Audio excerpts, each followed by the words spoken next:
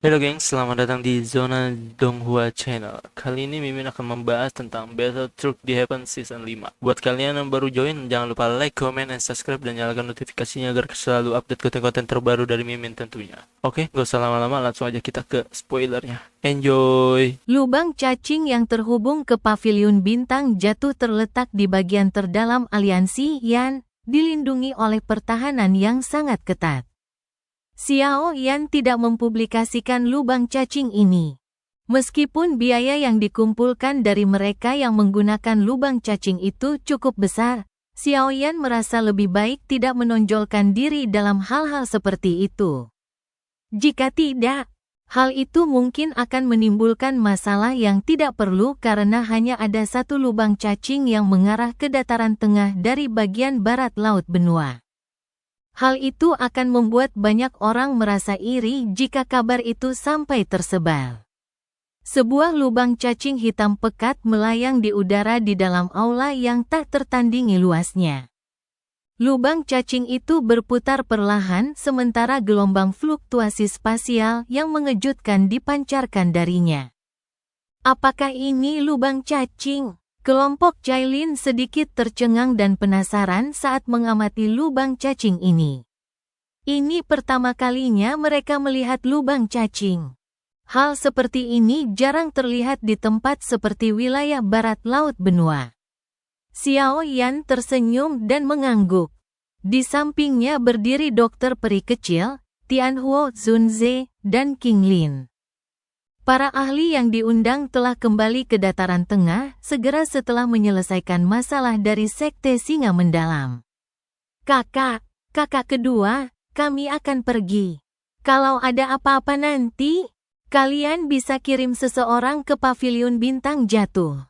Nanti pasti ada yang menyambut kalian di sana. Xiao Yan menoleh, menatap Xiao Ding dan Xiao Li, lalu berbicara sambil tersenyum. Duo Xiao mengangguk ketika mendengar informasi ini. Dimengerti, jaga dirimu. Xiao Yan tersenyum, tetapi tidak mengatakan hal yang tidak perlu. Ia menangkupkan tangannya kepada semua orang yang hadir, lalu memimpin untuk melangkah ke lubang cacing. Ia langsung menghilang. Cailin, yang menggendong Xiao Xiao, segera mengikutinya dari belakang. Begitu pula rombongan dokter peri kecil. Xiao Ding dan Xiao Li mendesah pelan, merasakan kehilangan saat menyaksikan kelompok Xiao Yan menghilang ke dalam lubang cacing. Mereka bertahan sedikit lebih lama sebelum memimpin orang-orang mereka pergi.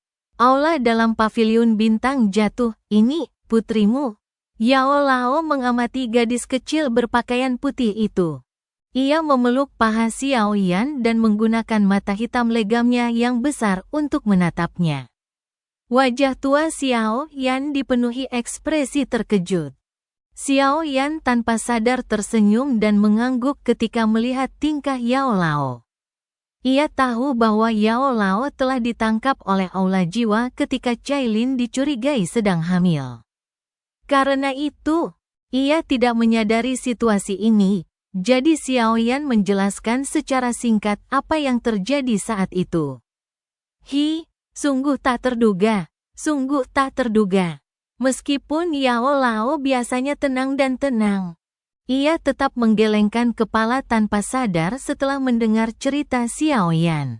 Matanya melirik Cailin sambil menggoda, dulu, istrimu ini sangat membencimu. Kalau bukan karena aku yang dulu, aku khawatir kau sudah dibunuhnya. Wajah Cailin yang dingin memerah mendengar kata-kata Yao Lao. Dulu, ia diam-diam pernah beradu pukulan dengan Yao Lao berkali-kali. Namun, ia tak menyangka lelaki tua yang dulu, yang tampak hanya sedikit lebih kuat darinya, ternyata sekuat ini. Xiao, cepat beri salam pada guru besar. Cailin menepuk pelan kepala kecil Xiao dan dengan lembut memberitahunya apa yang harus dilakukan. Mendengar ini, Xiao mengedipkan mata hitamnya yang besar. Ia melirik Xiao Yan dengan agak ragu. Baru setelah melihatnya tersenyum dan mengangguk, ia dengan takut-takut memanggil. Guru besar. Ah, senyum bahagia terpancar dari hati Yao Lao setelah mendengar suara lembut Xiao Xiao. Ia tidak memiliki anak, tetapi menganggap Xia Yan seperti putranya sendiri. Dari sudut pandangnya, Putri Xiao Yan sudah seperti cucunya sendiri. Sekuat apapun seorang pria tua seusianya, hati mereka pada akhirnya akan merasakan kelembutan untuk anak kecil. Yao Lao melangkah maju. Sudut matanya tersenyum saat ia menyentuh Xiao Xiao dengan wajah penuh cinta. Setelah itu, tangannya yang keriput meremas tangan kecil Xiao Xiao. Sesaat kemudian, kegembiraan muncul di matanya saat ia berkata, sungguh kekuatan spiritual yang luar biasa. Dia juga memiliki afinitas api dan tubuhnya juga memiliki jejak kayu. Bukan tidak mungkin dia seorang alkemis. Xiao Yan tersenyum mendengar seruan Yao Lao. Ia sudah merasakan bahwa Xiao Xiao bisa menjadi seorang alkemis dengan kondisi fisiknya. Kemampuannya saat ini jauh lebih baik daripada Yao Lao dulu. Jika ia dipersiapkan dengan baik, potensi masa depannya pasti luar biasa. Kekuatan spiritualnya bahkan lebih kuat daripada saat aku menemukanmu dulu. Lagi pula, fisiknya berkali-kali lipat lebih kuat darimu. Jika dia dipersiapkan dengan baik, pencapaiannya di masa depan akan jauh lebih besar daripada pencapaianmu, ayahnya. Mata Yao Lao berbinar gembira. Kilatan seperti ini pernah dilihat Xiao Yan saat pertama kali bertemu Yao Lao. Xiao Yan tersenyum mendengar penilaian Yao Lao. Bakat dan kondisi fisik memang penting, tetapi pencapaian seseorang di masa depan ditentukan oleh kegigihannya. Alasan Xiao Yan bisa mencapai tahap ini hari ini bukan karena ia mengandalkan bakatnya.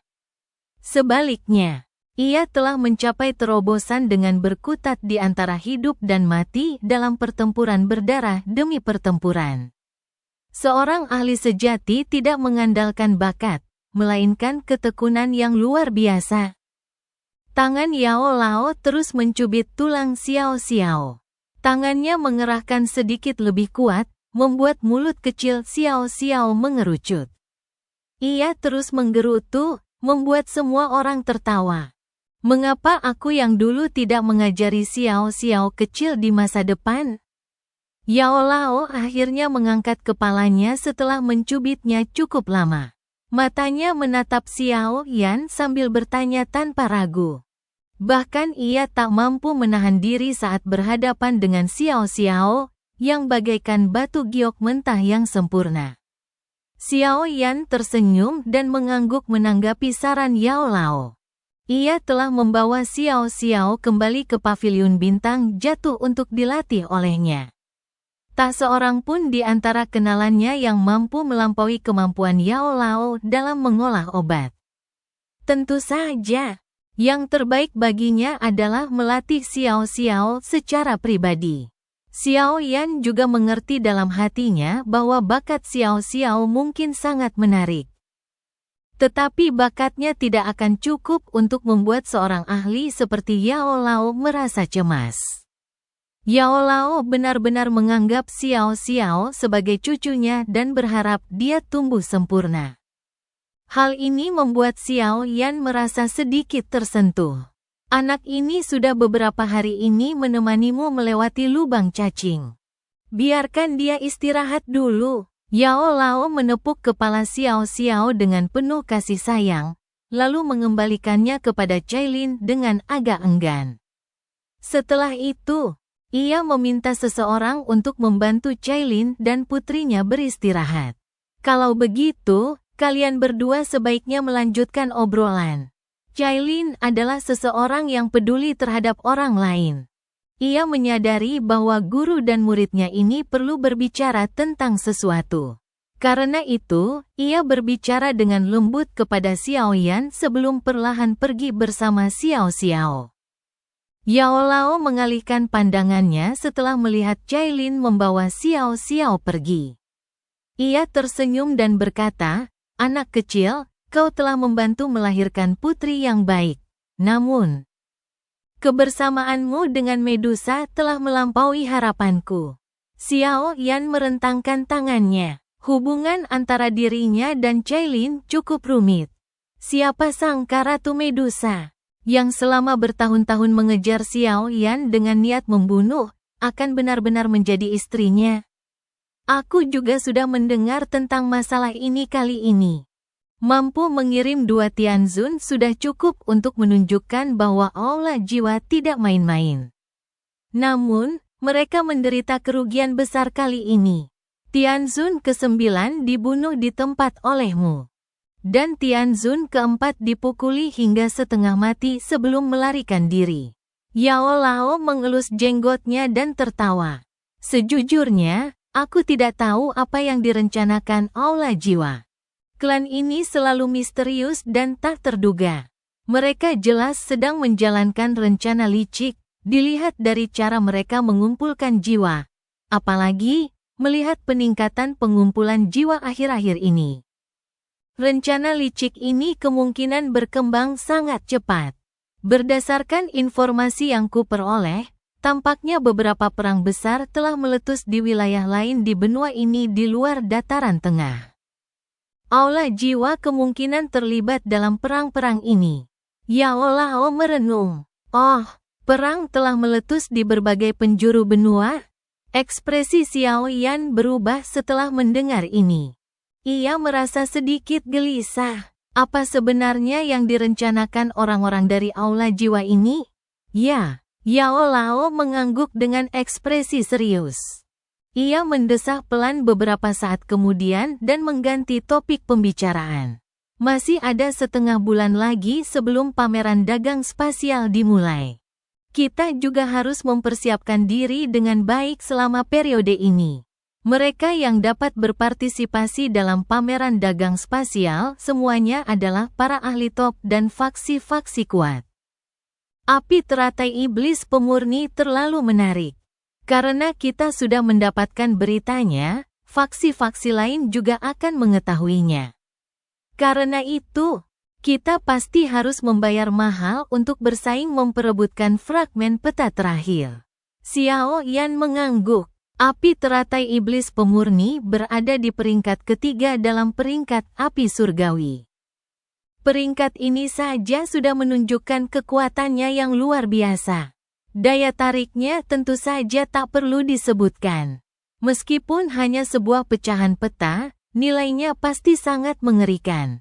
Tidak akan mudah untuk mendapatkannya dari sekian banyak pesaing. Apapun yang terjadi, kita harus mendapatkan api teratai iblis pemurni. Ada 4 fragmen peta, 3 di antaranya ada di tanganmu. Kita harus mendapatkan bagian terakhirnya, apapun yang terjadi, ujar Yao Lao.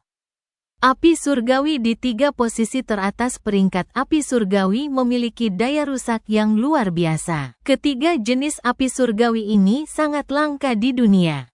Bahkan setelah puluhan ribu tahun atau bahkan ratusan ribu tahun, akan sulit untuk membentuk yang baru. Bahkan dikabarkan bahwa dunia tidak berani menciptakan terlalu banyak dari 3 api surgawi teratas karena terlalu kuat. Hanya ketika salah satu api surgawi benar-benar lenyap. Api kedua akan muncul setelah puluhan ribu tahun. Hal yang suci ini ditakuti oleh roh-roh dunia. Setelah Xiao Yan kembali ke paviliun bintang jatuh, ia dan Yao Lao melakukan retret pada saat yang bersamaan. Saat mereka berdua sedang retret, petir pil dan fenomena ganjil lainnya sering muncul di langit di atas paviliun bintang jatuh. Peristiwa yang sering terjadi ini membuat banyak murid paviliun bintang jatuh terkejut. Namun, fenomena ganjil ini tidak merusak apapun di alam bintang. Beberapa sosok berwarna emas gelap akan diam-diam menyerbu ke dalam awan guntur ketika petir pil terbentuk dan akan menyerap semua petir pil tersebut. Gelombang demi gelombang suara gemuruh bergema. Fenomena tidak biasa semacam ini berlanjut selama hampir setengah bulan sebelum berangsur-angsur melambat. Yao Lao dan Xiao Yan perlahan berjalan keluar dari menara batu di gunung di belakang paviliun bintang jatuh setengah bulan kemudian. Raut wajah mereka dipenuhi kelelahan. Mereka saling berpandangan, tetapi tak kuasa mengucapkan sepatah kata pun. Keduanya kembali ke kamar masing-masing dan beristirahat selama 3 hari penuh. Xiao Yan dan Yao Lao baru bertemu lagi pada siang hari ketiga. Setelah 3 hari istirahat, aura mereka telah pulih sepenuhnya. Ayo pergi. Yao Lao tersenyum dan berbicara ketika melihat Xiao Yan. Setelah menghitung waktu, pameran dagang spasial akan segera dimulai. Sudah waktunya mereka pergi. Xiao Yan mengangguk. Saat ini, hanya Cailin dan dokter peri kecil yang datang bersamanya. Paviliun bintang jatuh adalah benteng mereka, dan Yao Lao akan pergi kali ini. Karena itu, lebih baik bagi lebih banyak orang untuk tetap tinggal dan memperkuat pertahanan. Aku sudah mengatur urusan paviliun bintang jatuh dengan baik dan akan segera kembali jika terjadi kecelakaan. Yao Lao berdiri di puncak gunung yang menghadap ke alam bintang ini. Ia tersenyum dan tak tinggal diam lagi. Kakinya melangkah menembus udara kosong saat ia bergegas menuju pintu keluar alam bintang. Ayo pergi juga. Xiao Yan menoleh dan mendesak Cailin dan dokter peri kecil setelah melihat Yao Lao pergi. Dokter peri kecil mengangguk pelan, sementara mereka bertiga segera mengikuti Yao Lao. Pameran dagang spasial merupakan istilah yang asing di Central Plains. Hanya faksi-faksi dan pakar terkemuka di seluruh benua yang mengetahui informasi terkait pameran dagang spasial tersebut. Ketika pameran dagang spasial ini dimulai, tidak ada penyelenggara khusus, tetapi pada akhirnya semuanya membutuhkan aturan untuk menjaga ketertiban. Seiring dengan meluasnya pameran dagang spasial, akhirnya muncul seorang penyelenggara yang tepat. Namun, penyelenggara ini bukanlah seorang pakar atau faksi tunggal. Sebaliknya, ketertiban dijaga oleh 3 sekte dengan nama-nama yang tidak terlalu terkenal. Ketiga sekte tersebut adalah Gerbang Garis Tanah, Sekte Luar Angkasa Misterius, dan Gunung Harta Karun yang Tercermin. Nama ketiga sekte ini memang tidak setenar keempat paviliun. Namun, dalam hal kekuatan, bahkan faksi seperti Lembah Api Terbakar dan Sekte Langit Mendalam pun tak akan meremehkan mereka. Ada banyak kekuatan tersembunyi di dataran tengah, yang disebut 1 aula, 1 menara, 2 sekte, 3 lembah, 4 paviliun, bukanlah faksi terkuat di dataran tengah. Beberapa faksi memang sangat tidak mencolok, tetapi mereka juga memiliki fondasi dan kekuatan yang sangat kokoh. Kekuatan faksi-faksi ini memang tak kalah dari faksi-faksi ternama. Tetapi mereka tidak mudah terekspos ke publik karena gaya mereka. Ketiga faksi ini cukup terpercaya di mata para ahli dari Central Plains. Setelah berurusan dengan mereka berkali-kali, mereka dipilih sebagai penyelenggara oleh banyak ahli yang teliti. Dengan demikian, tidak akan terjadi kecelakaan di acara tersebut. Pameran dagang spasial ini menjadi lebih besar dan megah karena dikelola bersama oleh ketiga faksi. Banyak ahli yang menyendiri akan tertarik dengan harta karun utama yang berupa perdagangan. Pameran ini bisa dianggap sebagai tempat perdagangan paling menguntungkan di seluruh benua Douqi. Bahkan keterampilan Dou kelas Tian pun tidak terlalu langka di pameran dagang spasial ini. Tentu saja, jika seseorang ingin mendapatkan keterampilan semacam itu, ia harus mengeluarkan sesuatu yang dapat memuaskan pihak lain.